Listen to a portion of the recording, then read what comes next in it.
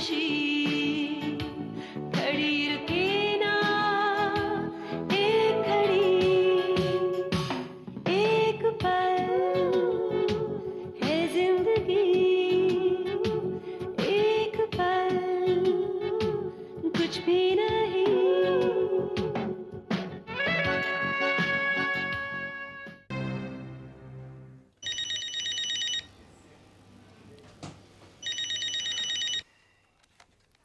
Hello.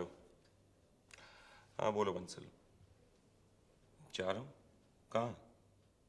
हाँ, इतना वक्त हो गया? Oh yes you are right. हाँ नहीं, मुझे पता ही नहीं चला था। हाँ नहीं, तुम चलो, मैं बाद में जाऊँगा। नहीं बंसल, कुछ परेशानियाँ हैं।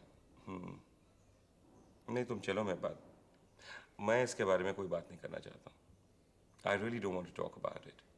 Okay okay, good night.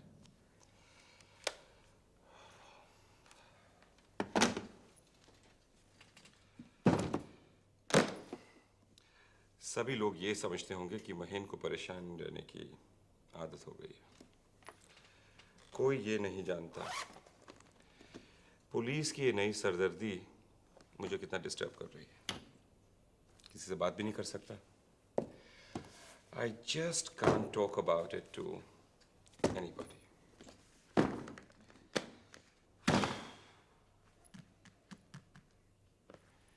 Yes, come in. Good evening, Mahin साहब। Walter, what a pleasant surprise. Come sit down. कभी आए? लौट के तो काफी दिन हो गए। हमसे मिलने का वक्त अब मिला तुम्हें। वेल, बाकी लोगों से तो मुलाकात होती रही है। आप थोड़े बिजी थे और फिर इन दिनों मैं भी काफी बिजी हो गया हूँ। It looks it. एक नई चमक धमक है तुम्हारे अंदर जो सिर्फ कामयाब होने के बाद नजर आती है। You really look very, very successful. अगर कामयाब ना होता माहिन साहब तो फिर आपकी बेटी का हाथ आपसे किस जबान से मांगता? वॉल्टर, उस शादी की रजामंदी हम कब से दे चुके हैं। नहीं माहिन साहब, पहले की बात कुछ और थी। पहले जब एक रईस खानदान की लड़की नीतू मुझ जैसे गरीब सिंगर से शादी करती तो वो उसकी मेहरबानी कहलाती, आप लोगों का बड़प्पन कहलाता। मगर अब बात कुछ और है। अब जब मेरी और नीतू की शादी होगी तो लोग ये कहेंगे कि वॉल्टर नीतू से कितना प्यार करता है। कनाडा में इतना सक्सेसफुल होने के बाद भी इंडिया वापस आया नीतू के लिए, उससे शादी करने के लिए। वाह, क्या लड़का है वॉल्टर। फ्रैंकली स्पीकिंग वॉल्टर, मैं ये नहीं जानता कि तुम कितने सक्सेसफुल हो, लेकिन इतना जरूर जानता हूं कि तुम अपनी प्रशंसा कुछ ज्यादा ही कर रहे हो। बात तब बनती है जब दूसरा ताली बजाए। अगर आप तालियों की बात कर रहे हैं महेंद्र साहब, तो आप मेरे किसी शो में आके देखिए। वहां पे आपको लोगों की तालियों की गड़गड़ाहट सुनाई देगी। तब आपको पता चलेगा कि मैं वहां पर कितना बड़ा स्टार बन गया हूं। नाजिया, तुम अपनी पीठ खुद इतनी थपथपा रहे हो, ये मौका ही नहीं दे रहे कि कोई उस पर हाथ रखे। खैर, ये सब बातें छोड़िए महेंद्र साहब। आप ये बताइए कि नीतू ने आपसे मेरे बारे में कुछ बात की? Afraid not. ये तक नहीं बताया कि तुम आ गए। What a stupid girl she is. Behave yourself. अब आप ही बताइए महेंद्र साहब, उस लड़की को अपने नफे और नुकसान के बारे में कुछ नहीं पता? वो कुछ सोचती नहीं है? उसे ये रियलाइज होना चाहिए कि मैं इतना बड़ा स्टार हूं, मेरे पीछे हजारों लड़कियां दीवानी हैं। अगर कहीं मैंने अपना वक्त और दिल किसी और लड़की को दे दिया तो नीतू तो बेचारी जिंदगी भर रोती रहेगी ना। Now that's enough. बात करते करते तुमने बकवास करनी शुरू कर दी है। ओके महेंद्र साहब, कूल इट। हम नीतू की बात नहीं करते, वो तो बेचारी बच्ची है, ना समझ है। क्यों ना आप और मैं मिलकर हमारी शादी की तारीख की बात तय करते हैं। I will ask for Neetu's hand formally from you. Will you? And if I don't agree, अगर मैं रजामंदी ना दूं तो? क्यों मजाक कर रहे हैं महेंद्र साहब? आपकी लड़की की शादी इतने अच्छे लड़के से हो रही है, आपको तो इस शादी से बहुत खुश होना चाहिए, correct? Not at all. In fact, मुझे बहुत दुख हो रहा है। मैं तो ये समझता हूं कि तुम प्यार के काबिल हो ही नहीं। Let me tell you, अगर नीतू इस शादी से अग्री भी हो जाए, I will not agree with it. मैं रजामंदी हरगिज नहीं, समझे? And now you may get up and leave right now.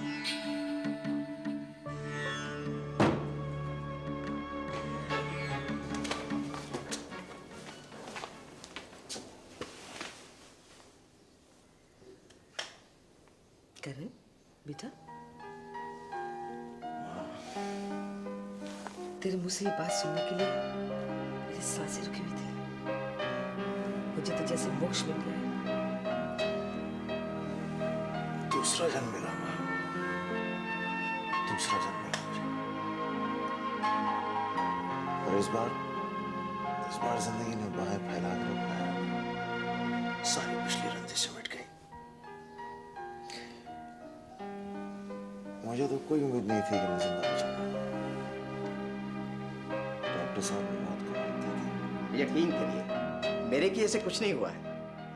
हम इंसानों के बस में ऐसे चमत्कार नहीं हुआ करते। ये जो कुछ भी हुआ है सब ऊपर वाले की जादूगरी है।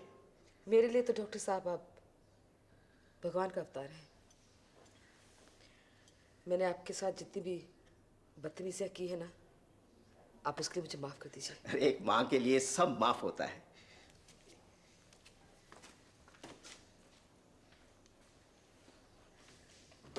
करण, बेटा एक गुजारिश है, तू अपने रास्ते जिंदगी की तरफ ले जा। जिंदगी से बहुत दुश्मनी निभाई है तूने।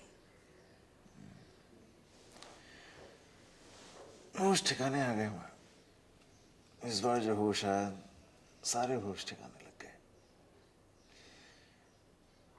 बहुत बड़ा एहसान किया जिंदगी ने मुझ पे। मर जाता तो कोई फर्क नहीं पड़ता, लेकिन प्लीज प्लीज कर ऐसा मत। मुझे तो अभी लगता है कि मेरी आंखें खुलेगी और ये एक सपना होगा। हकीकत है माँ, पहली ऐसी हकीकत है जिसने हम सबको सुख दिया। सुना है कि इतना ज्यादा सुख दिया है कि आप लोगों से अकेले संभाला नहीं जा रहा, इसीलिए हम अपना हिस्सा मांगने चले आए। एक्सक्यूज मी, लीजिए, सिस्टर भी अपना हिस्सा मांगने चली है। रंजना देवी का फोन आया है। मैं भी आती हूँ बेटा। मामा एक मिनट, ये खबर आप किसे बोल कर जाओगे, इसे या मुझे? सिर्फ कर देखा देखा आपने, चंद दिनों के लिए बेहोश क्या हो गए जनाब, सुपरहिट नाटक कर लिया, मेरी माँ का सारा दुलार जीत लिया।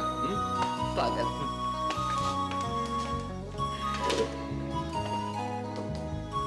बस हो गया।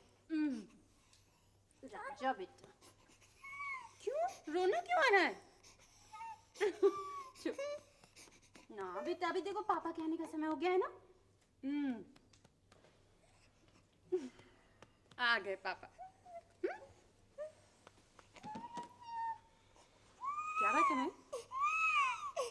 कुछ नहीं।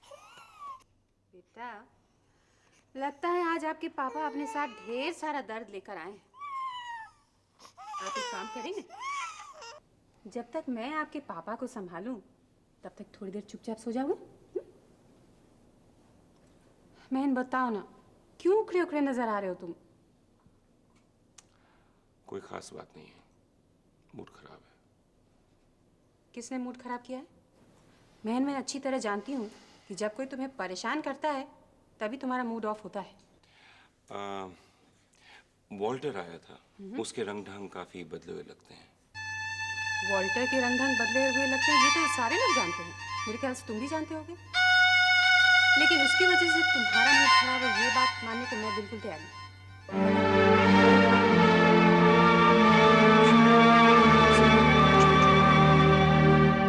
यानी ऐसा कुछ है जो मुझसे छुपाया जा रहा है। है तो, लेकिन I just wonder sometimes, कब तक अपनी परेशानियों से तुम्हें परेशान करता रहूं? देखो ना, तुम्हारी परेशानियों पे मेरा हक है और तुम वो हक मुझसे छीन नहीं सकते। आज पुलिस स्टेशन से डीसीपी का फोन आया था। डीसीपी का? क्यों? कह रहे थे कि ताऊजी का अंतिम संस्कार हमें करना होगा। इट्स रियली वेरी स्ट्रेंज, लेकिन उनका कहना है कि ताऊजी मल्होत्रा, इसलिए उनका अंतिम संस्कार मल्होत्रा खानदान वाले ही करेंगे। ठीक है, तो इसमें परेशानी की क्या बात है? कर डालो उनका अंतिम संस्कार।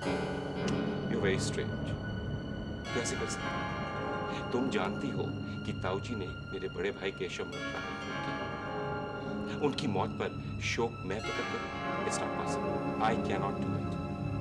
नहीं, मौत के बाद कैसे गिले शिकवे? अरे ताऊ जी ने जो कुछ भी किया उसकी सजा उन्हें मिल चुकी है और अब सवाल सिर्फ एक लाश का है। फिर एक लाश के साथ कैसे गिले शिकवे? बहन, मौत के बाद ये प्यार, नफरत, दोस्ती, दुश्मनी ये सब कुछ खत्म हो जाती है। जो भी कहो, मुझसे ये काम नहीं होगा। बहन, अगर नहीं हो पाएगा तो कोशिश करो। तुम ये बात क्यों भूल जाते हो कि ये कत्ल रंजना देवी ने किया? ये बात अभी तक उठी नहीं, लेकिन जिस दिन ये बात उछाली जाएगी ना, उस दिन मम्मी के परिवार के बहुत सारे ऐसे लोग होंगे जो कानून के शिकंजे में आ जाएंगे। इसलिए सब कुछ भूल कर चुपचाप ये सारे संस्कार कटा। मैं ऋषभ और रंजना भाभी से बात करना चाहता हूँ। आप तुम बेशक करो, लेकिन ये समझ लो कि फैसला तुम्हें ही लेना है। अरे शिवानी, मैंने तो तुम्हें इतनी अच्छी खबर सुनाई, लेकिन तुम्हारे चेहरे पर इतनी सी भी खुशी है नहीं। ऐसी बात नहीं है पूजा, मुझे तो बहुत खुशी है कि तेरे सर पे छत तो आ गई। मैं अपने लिए खुश नहीं हूँ, मैं तुम्हारे लिए भी खुश हूँ। ये छत सिर्फ मेरे सर पर नहीं, तुम्हारे सर पर भी होगा। ये घर तो हम दोनों का होगा ना।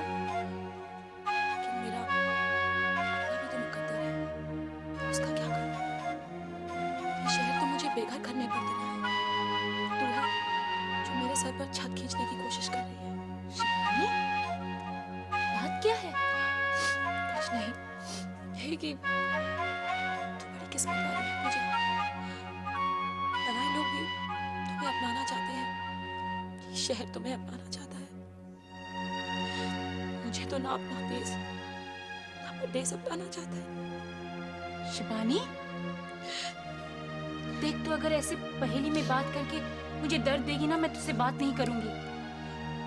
ऐसे भी मेरी बात अब ज्यादा दिन कहाँ होने वाली। शिवानी, तू रो क्यों रही है? शिवानी प्लीज मुझे बताओ, बात क्या है? शिवानी प्लीज, कौन सा दर्द है तुम्हारे दिल में जो तू मुझे नहीं बता रही है? शिवानी प्लीज बताओ ना। मुझे भी नहीं पता था पूजा कि मुझे इतना रोना पड़ेगा, ताकि मुझसे छूटने वाला है। उसने मुझे कह दिया है कि मैं यहाँ से चली जाऊं, कहीं और अपनी दुनिया बसाऊं। शिवानी, परेशानी में कहा होगा?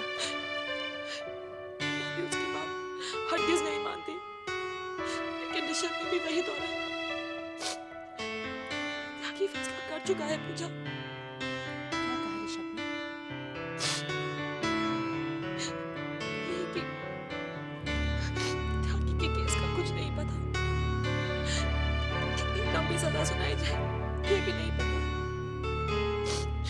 और त्यागी के लिए यही आसान होगा कि मैं उसकी दुनिया से चली जाऊं, नहीं तो उसकी सजा दुगनी हो जाए। प्लीज ऋषभ को समझाना पूजा। क्या समझाऊं ऋषभ को?